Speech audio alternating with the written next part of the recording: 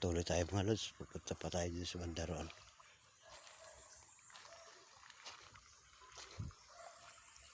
Sana'y makapagbigay din kayo ng suporta lods para pagpatuloy ako sa pag-discover nitong ating mini forest.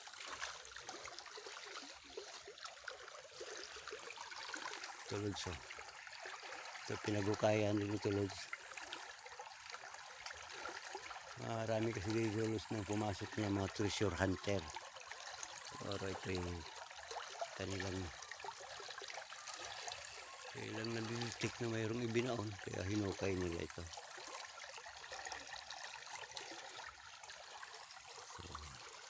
Swerte kapag nakakuha.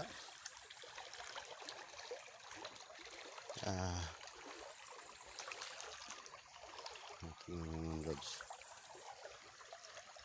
Ito, malinaw ang tubig lods. Saka lamig. Sarap maligo dito lods. Doon tayo kanina galing mga lods.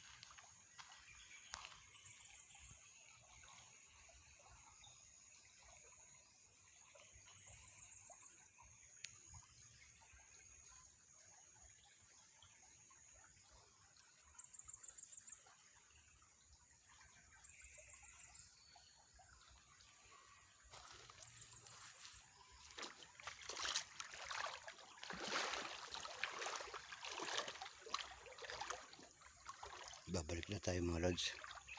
Dahil parang papuno na ang memory card ko mga lods. Hindi na ako makapag video pa. Dandahan tayo lods. Ay, delikado kasi itong mga daanan natin.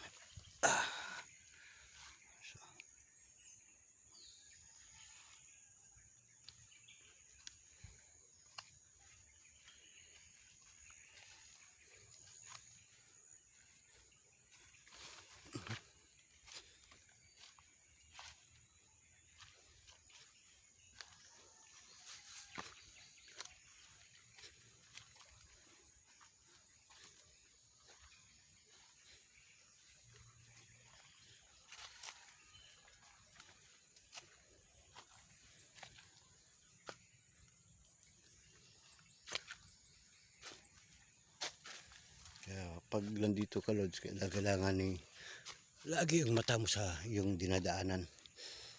Dahil minsan mga king cobra hindi yan kumikilos-los, nahiga lang yan sa daanan. At pag naapakan mo siya, doon ka magkakaroon ng tatawag natin, doon ka ma-aksidente dahil bigla na lang kakagatin yung paa mo. Saka yung mga sanga, kailangan ingatan mo rin lods, kasi marami ding ahas na minsan nagpapaaraw sa taas ng puno o sa mga dahon.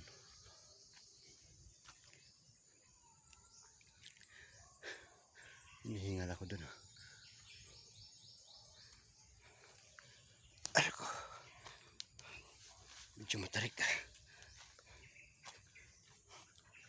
labas na tayo mga lods.